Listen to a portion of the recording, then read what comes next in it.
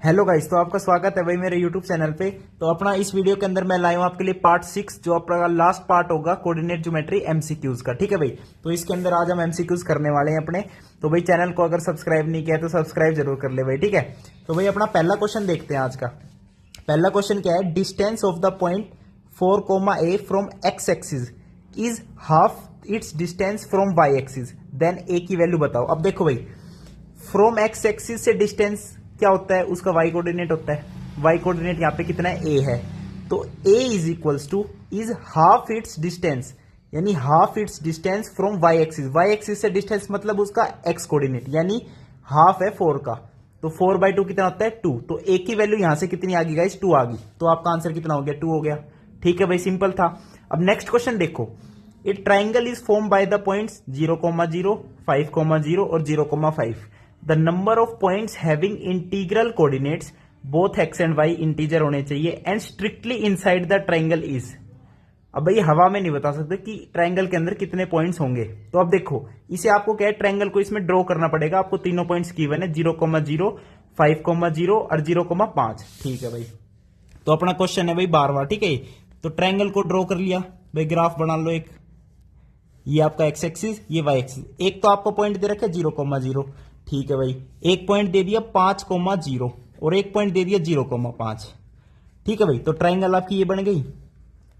अब इस ट्राइंगल के अंदर इनसाइड कितने पॉइंट्स है जिसके एक्स और वाई दोनों कोऑर्डिनेट्स क्या हो, इंटीग्रल हो, यानी 1 हो 2 हो। देखो नेगेटिव तो होंगे नहीं क्योंकि ये फर्स्ट क्वाड्रेंट की बात चल रही है।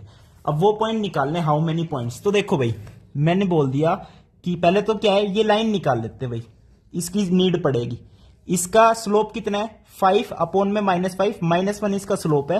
तो इस लाइन की इक्वेशन कितनी बन जाएगी अपनी, y -5 इज इक्वल्स टू -1 इसका स्लोप है और x -0। तो यहां से आपका x plus Y is equals to 5। तो ये लाइन की इक्वेशन आ गई। ठीक है, अब देखो जब इधर चलोगे, मान लो 1,1 पे चल दिए भाई, इंटीजर की बात करनी तो 1, 1 पे चलेंगे। बीच में जो पॉइंट आए उनसे हमें मतलब नहीं है।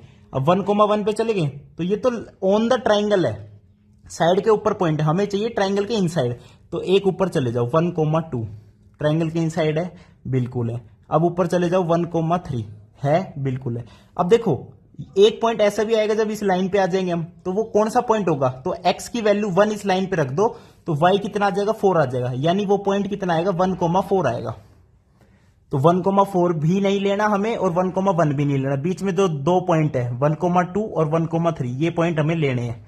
तो 2 पॉइंट तो ये हो गए, प्लस अब जब यहां पे कहीं 2,2 भी आया होगा, तो जब x की वैल्यू 2 लेंगे तो y की वैल्यू 3 हो जाएगी, यानी यहां पे एक 2,3 भी है।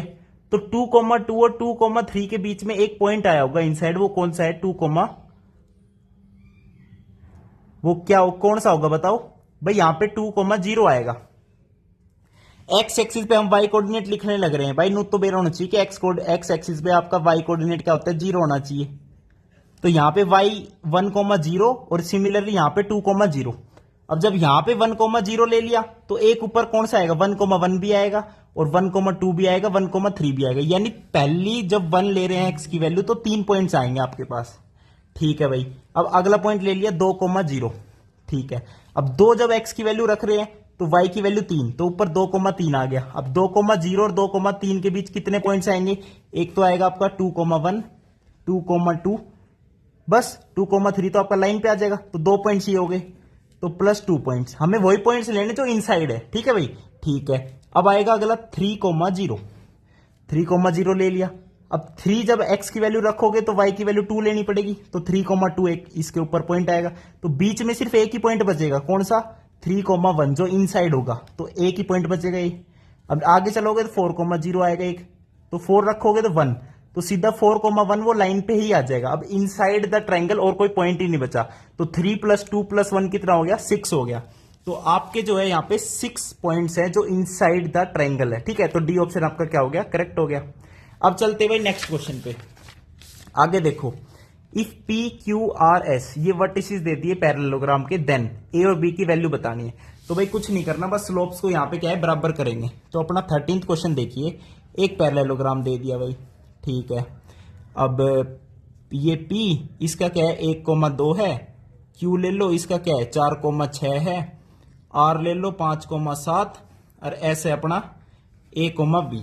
अब ए कोमा बी बताना है तो भाई क्या करते हैं, स्लोप को बराबर करते हैं। अपोजिट साइड पैरेलल होती है आपको पता है, तो स्लोप इसका बराबर होगा। तो क्यू आर का स्लोप निकालो, 7 - 6 कितना 1 अपॉन में 5 - 4 कितना हो गया 1, यानी इसका स्लोप 1 आना चाहिए। तो ए और बी और इस पॉइंट से 1,2 से स्लोप लिख लेते हैं, क्या आएगा b - 2 अपॉन में a - 1। तो आपके पास क्या आ गया, a - 1 is equals to b - 2।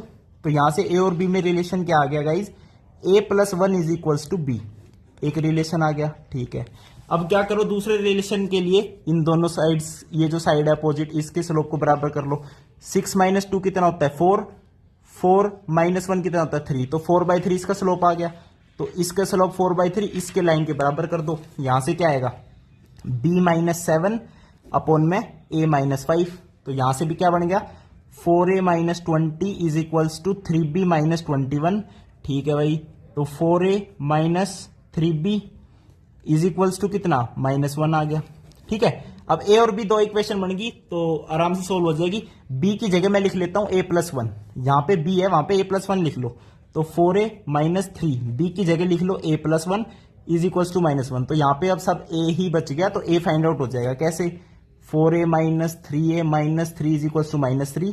तो a इज इक्वल्स टू आपका कितना आ जाएगा 2 आ जाएगा। और जब a की वैल्यू 2 आ गई तो 2 + 1 3, b की वैल्यू कितनी आ जाएगी 3 आ जाएगी। तो 2,3 आपका a, b हो गया। तो 2 और 3 आपका यही है, सी ऑप्शन आपका क्या हो जाएगा करेक्ट हो जाएगा। ठीक है भाई, नेक्स्ट क्वेश्चन देखो, number of points on X axis which are at distance 2 units from 2,4। X axis पे ऐसे कितने पॉइंट्स हैं जिनका डिस्टेंस 2 यूनिट है फ्रॉम पॉइंट 2,4। तो भाई हमें नहीं पता कितने हैं, हम मान लेते हैं एक पॉइंट है x, 0। एक्स एक्सिस पे सारे पॉइंट्स ही ऐसे होंगे जिसके y कोऑर्डिनेट 0 होगा और x कोऑर्डिनेट तो x होगा कुछ ना कुछ। तो इस पॉइंट से 2,4 से मैं डिस्टेंस निकाल लेता हूं और यहां से जो x की वैल्यू आएगी ना जितनी आएगी तो हम बता देंगे कितने पॉइंट्स हैं इससे। ठीक है, अब ये 14th क्वेश्चन है। ठीक है, अब आपको कुछ नहीं करना, बस x, 0 से और 2,4 से डिस्टेंस निकालो और उसको बराबर कर दो किसके 2 यूनिट्स के बराबर, जो क्वेश्चन में कह रहा है। ठीक है, तो मैं लिखता हूं x - 2 का होल स्क्वायर प्लस 0 - 4 का होल स्क्वायर करोगे तो 16 ही आएगा। इसका अंडर रूट करोगे इज इक्वल्स टू 2 लिखोगे तो अंडर रूट हटा के इज इक्वल्स टू 4 लिख दिया, कोई दिक्कत नहीं। अब x - 2 का whole square is equals to -12 आ गया गाइस, देख रहे हो स्क्वायर टर्म आपकी आ गई नेगेटिव, यानी ये तो हो ही नहीं सकता, पॉसिबल ही नहीं है। यानी कोई ऐसा पॉइंट है ही नहीं एक्स एक्सिस पे जो 2,4 से 2 यूनिट्स के डिस्टेंस पर हो। तो there are 0 number of points. ठीक है, तो डी ऑप्शन आपका करेक्ट होगा, कोई दिक्कत ही नहीं है। ठीक है, अब नेक्स्ट चलो, distance of the point h, k from y x axis. कोई पॉइंट है h, k, तो इसका एक्स एक्सिस से डिस्टेंस बताओ। तो भाई एक्स एक्सिस से डिस्टेंस उसका क्या होता है y कोऑर्डिनेट होता है। y कोऑर्डिनेट आप कहोगे h है, तो आप जो है h को टिक कर आओगे फटाफट भाग के। क्यों जल्दी माच रही है थारे भाई, डिस्टेंस पूछ रहा है तो भाई डिस्टेंस हमेशा क्या होगा आपका पॉजिटिव होता है। ठीक है, एक्स एक्सिस से जो आपका डिस्टेंस है वो हमेशा क्या होता है उसका y कोऑर्डिनेट होता है। ठीक है भाई, अरे भाई हंसने की बात ना है भाई, देखो क्वेश्चन में बहुत हिसाब से देखना पड़ता है यार। अब h, k आपका पॉइंट है, अब डिस्टेंस हो गया आपका x। तो भाई h, k का एक्स एक्सिस से डिस्टेंस, भाई एक्स एक्सिस से डिस्टेंस हमने बेर हो क्या होता है y कोऑर्डिनेट होता है, तो y कोऑर्डिनेट k है, तो यहां पे k आंसर होगा, डिस्टेंस बिल्कुल k होगा। अब मान लो मैं आपसे कह दूं 2, -3 का डिस्टेंस बताओ एक्स एक्सिस से, आप कहोगे y कोऑर्डिनेट, तो भाई y कोऑर्डिनेट तो -3 है, तो -3 डिस्टेंस हो सकता है कभी, डिस्टेंस कभी नेगेटिव नहीं होता लाडले। तो भाई यहां पे मोड लेना पड़ेगा, तो k का मोड आपका क्या हो जाएगा आंसर हो जाएगा। ये मोड इसलिए लिया गया है। ओके भाई, तो थोड़ी सी समझने की बात है, सारे कंसेप्ट अपने क्लियर है, एक नंबर के, कोई दिक्कत नहीं है। अब अगला देख लो, vertices of a triangle are this orthocentre. Orthocentre की बात आ गई भाई। ऑर्थो सेंटर आपका क्या होता है मैं बताता हूं। ऑर्थो सेंटर होता है परपेंडिकुलर, जब ट्राइंगल के वर्टिसेस से डालते हैं ना तो उसका जो है क्या मीटअप, जो पॉइंट ऑफ इंटरसेक्शन होगा। भाई अपनी देखो कौन सा क्वेश्चन है, 16वां क्वेश्चन है ना, देखो 16th क्वेश्चन है। अब इसमें बात कर रहे हैं किसकी, ऑर्थो सेंटर की। ठीक है, ऑर्थो सेंटर की बात करते हैं। तो ऑर्थो सेंटर अपना क्या है, परपेंडिकुलर का मीटअप होता है। भाई देखो ये ट्रायंगल बना दी, ठीक से ट्रायंगल बन गई अपनी, और ट्रायंगल के वर्टिसेस दे दिया, एक 0,0 दे दिया आपको, एक आपको दे दिया 3,0, एक दे दिया 0,4। अब ऑर्थो सेंटर यानी इस पॉइंट से एल्टीट्यूड घेर दो, एक इससे एक एल्टीट्यूड घेर दो, इससे भी घेर दो भाई, कोई दिक्कत नहीं है। तो ये जो पॉइंट ऑफ इंटरसेक्शन है, this is your ortho centre. और यहां पे आपसे ऑर्थो सेंटर का क्या पूछ रहा है, कोऑर्डिनेट्स पूछ रहा है। बिल्कुल सही बात है भाई। देखो अब ध्यान से सुनना भाई, ठीक है, बिल्कुल एकदम ठीक है भाई, ठीक है भाई। अब आपको पता है, अरे यार देखो ये डिस्टेंस देख लो, ये डिस्टेंस कितना है 3 है, ये डिस्टेंस कितना है 4 है, ये डिस्टेंस कितना है 5 है। ये क्या बन गया 90 डिग्री का एंगल बन गया, राइट एंगल ट्रायंगल। ये ट्रायंगल हमने ऐसी तो बना ली, जो पॉइंट से जो परपेंडिकुलर डालो ये बन गई। अब भाई 90 डिग्री का एंगल बन गया, यानी ओरिजिन पे आपका 90 डिग्री एंगल बन रहा है। यानी इस पॉइंट से जब परपेंडिकुलर गिर रहा है वो यहां नहीं जा रही, वो यहीं जा रही है।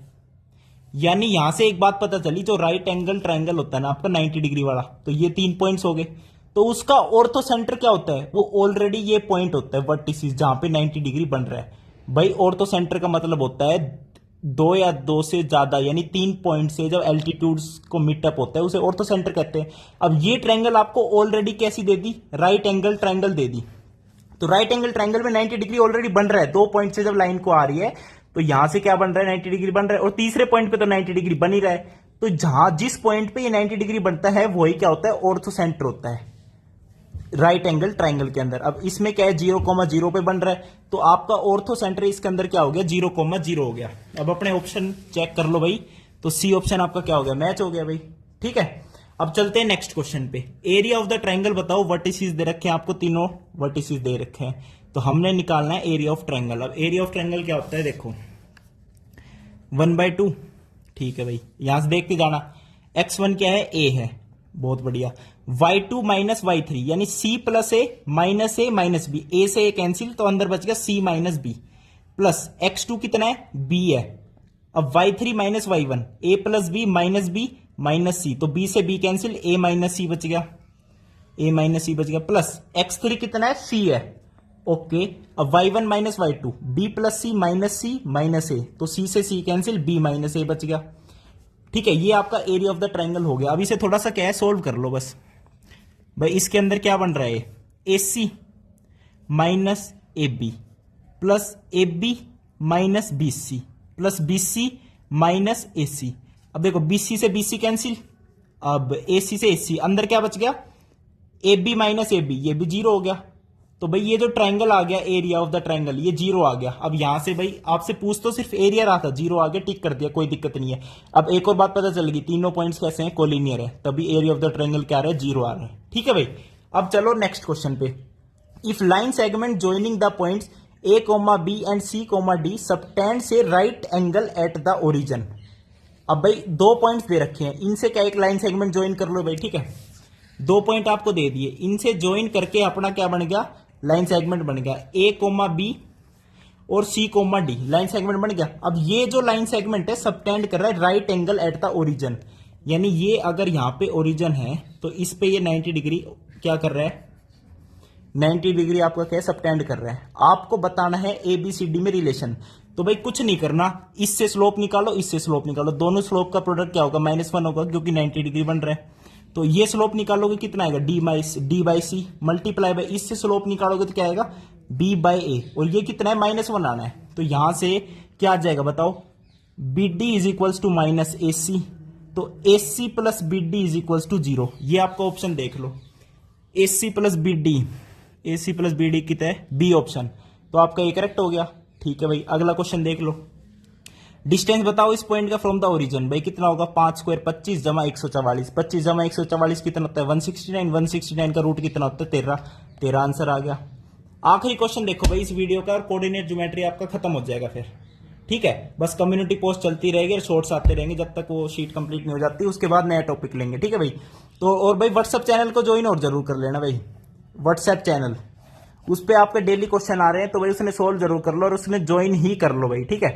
मेरे नंबर ना है व्हाट्सएप के, पर वो व्हाट्सएप चैनल है अपना मैथ का ही, क्लास 10th के और कहोगे तो 9th के भी आपके MCQs आ जाएंगे उसके अंदर। तो लास्ट क्वेश्चन देखिए भाई, find the ordinate of a point whose abscissa is 10, abscissa यानी x कोऑर्डिनेट दे रखा है, which is at a distance 10 units from this point.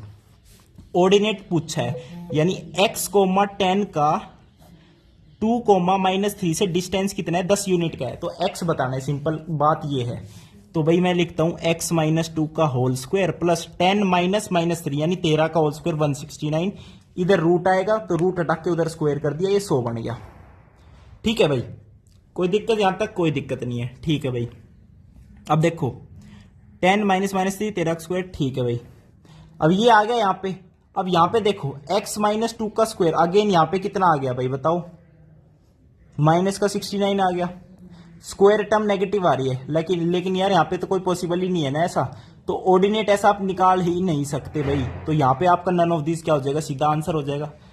ठीक है भाई, तो ये आपके क्वेश्चंस थे। वीडियो देखने के लिए बहुत धन्यवाद। थैंक यू, नमस्कार।